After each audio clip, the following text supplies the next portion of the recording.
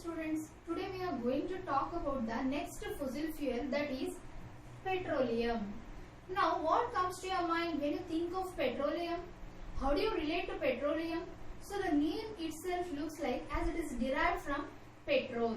So from petrol, what comes to your mind? The first thing that comes to your mind maybe is your vehicle. So the vehicles which you drive, whether it is a car, whether it is a bike or anything, so what do they need?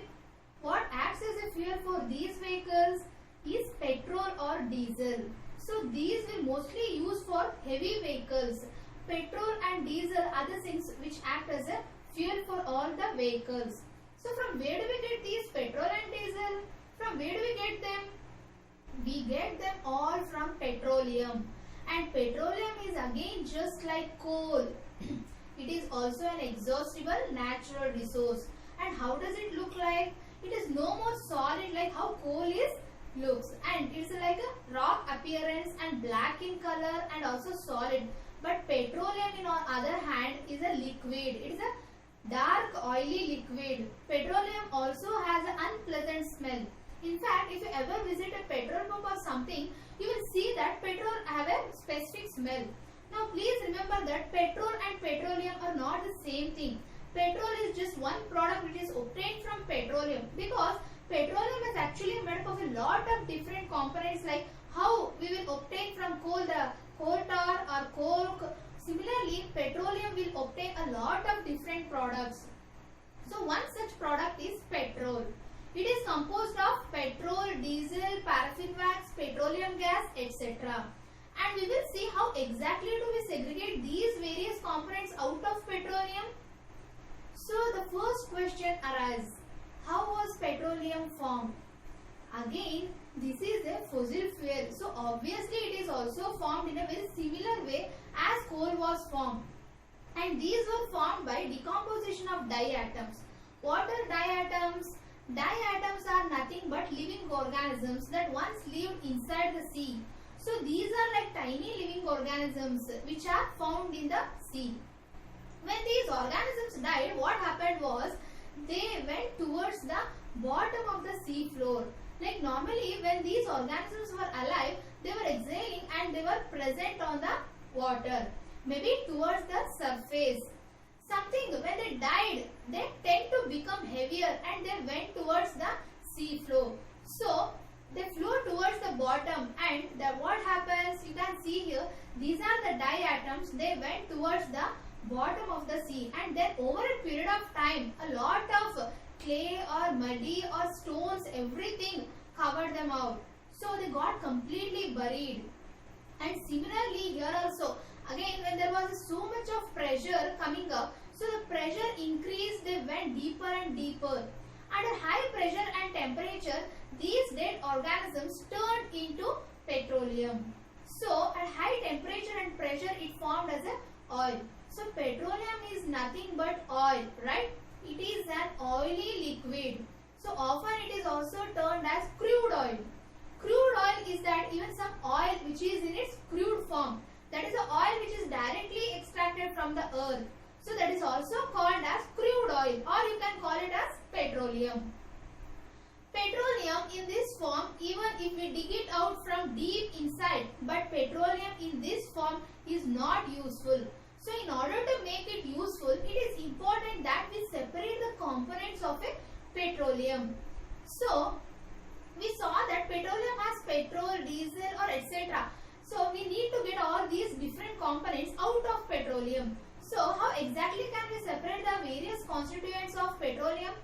Now before we learn about that process, we will first have to take the oil out from deep inside the earth. Like how in case of coal, we did coal mining. So in case of petroleum also we will do oil drilling. So in this, there are companies which will drill through the earth to find deposits of oil or natural gas. So you see in the oceans and all, they will set up the entire big apparatus, and then they will try to find out whether here oil is present or not. So there are certain locations which are very popular because of their oil deposits. So whenever you have a lot of oil deposits, so the companies will establish their equipments, and that's how they will be fetching the oil out from deep under the ground. Now in case of oil, it is a liquid, right? So it can be fetched directly using equipments.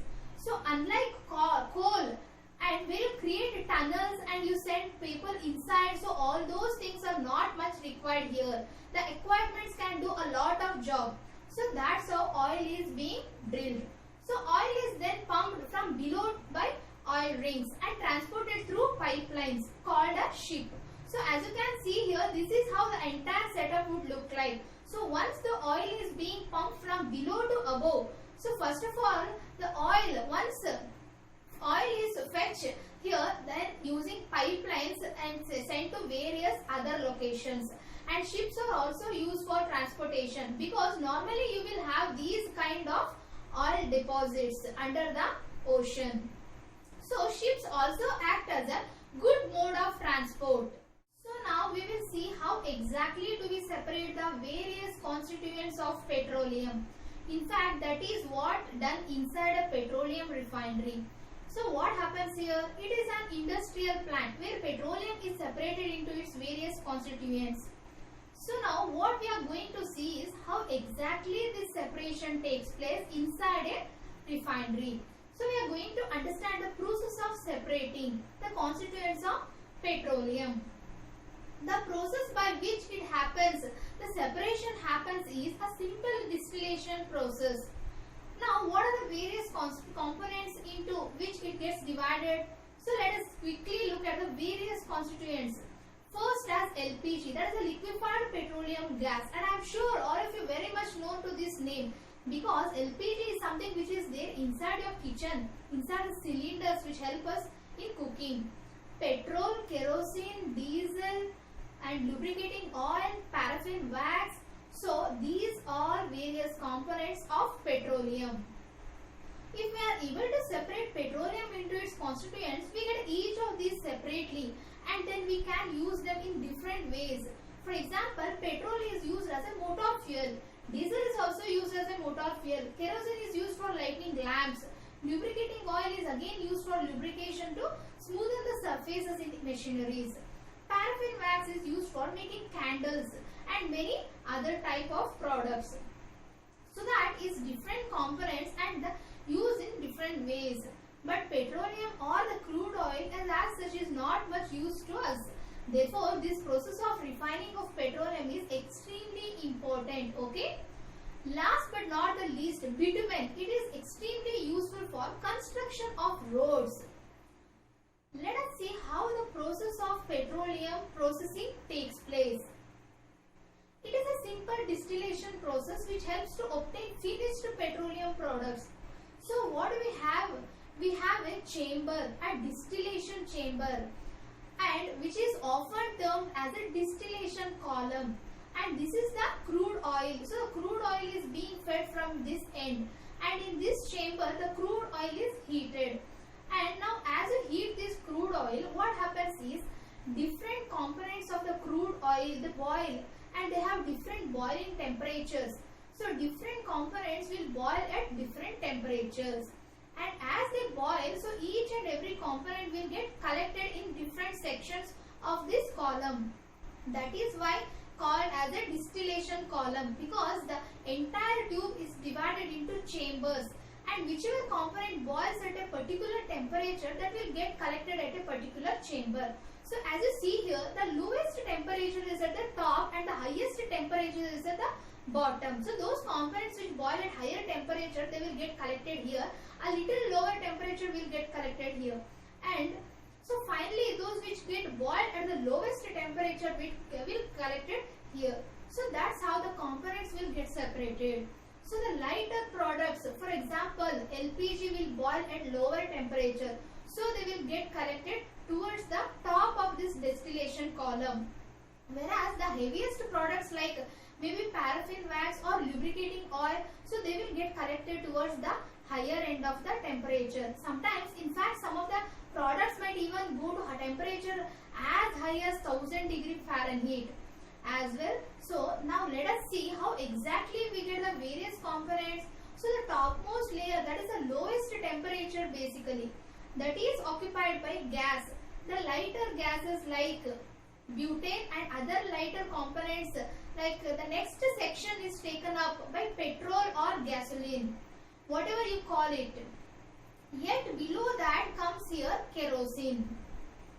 Below that you will get a diesel or light gas, and below that you get heavy gas oil, and at the bottom, that is at the highest temperature, you will get stuffs like paraffin wax, lubricating oil and others. So now all these things, they boil at different temperatures. For example, for petrol they boil somewhere around 70 degrees Celsius, and again if you talk about kerosene, they boil somewhere around 120 or 130 degrees Celsius. The diesel, they boil about 200 degrees Celsius, and heavy gas oil, they boil somewhere around 300 degrees Celsius. So all of these components, they boil at different temperatures, and that's how we are able to segregate them, and then we can take out each from separately from the same distillation column. So this is how petroleum gets separated into its components. Now let us quickly look at the importance of various petroleum products. So we will start with LPG, that is a liquefied petroleum gas. It is a fuel that is used for domestic cooking purposes. So you would have seen the cylinders. Inside the cylinders you have LPG. Petrol, it is a fuel for vehicles. So mostly in your cars and bikes there are petrol. And it is also used as a solvent for dry cleaning. So that means also it helps. And kerosene, it is used as an aviation fuel in the aircraft industry. So when you travel flights, always remember that fuel that is being used there, you have kerosene, and it plays an important role there. So it acts as the base fuel. It is also used as a solvent in a lot of stuffs like paints, cleaners, pesticides, etc. And diesel, again it is also used for fuel, mostly for heavy vehicles. So if you see vehicles like trucks and vans, they mostly run on diesel. It is also used as a fuel for generators. Generators and motors, perhaps in your apartments, a lot of they all run on diesel. So next one is lubricating oil, which helps in lubrication. Now for example, in a car, if you see, this lubricating oil plays a very important role because it helps to keep the moving parts of the engine from grinding together or from creating friction. So when the two surfaces become more rough and a lot of too much friction gets created, so lubricating oil helps to reduce that. It also plays a very important role in industries that operate a lot of machineries and vehicles, because you have a lot of friction between different machines, and so there also this lubricating oil turns out to be extremely useful. Paraffin wax, it is used to make candles, ointment and Vaseline. It is also used as a sealant for jars and bottles, so which actually helps to seal them, so that then some of the places where you see paraffin wax. And last but not the least, bitumen. It is extremely useful in construction of roads. Have you ever seen how roads are being constructed?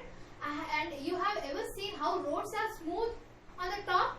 So if you have ever come across, you will see that bitumen is that substance which acts as a glue. So when it is mixed with aggregate particles, so it creates a concrete. So it acts as a glue. So when you put some small particles on the glue, so they all stick to it, and that's how the road is smoothed, or the smooth surface of the road is done with the help of bitumen. So bitumen is one very important component of petroleum. In fact, not only bitumen, if you look at petrol or diesel, they are also very much important, because due to their present and motor fuel and so many vehicles around on roads, and most of them use petrol or diesel. It is also helpful in sealing flat roofs, because of, again, wherever you have to seal something, wherever you put a layer of something, so that anything which acts like glue will be helpful, and that's what bitumen.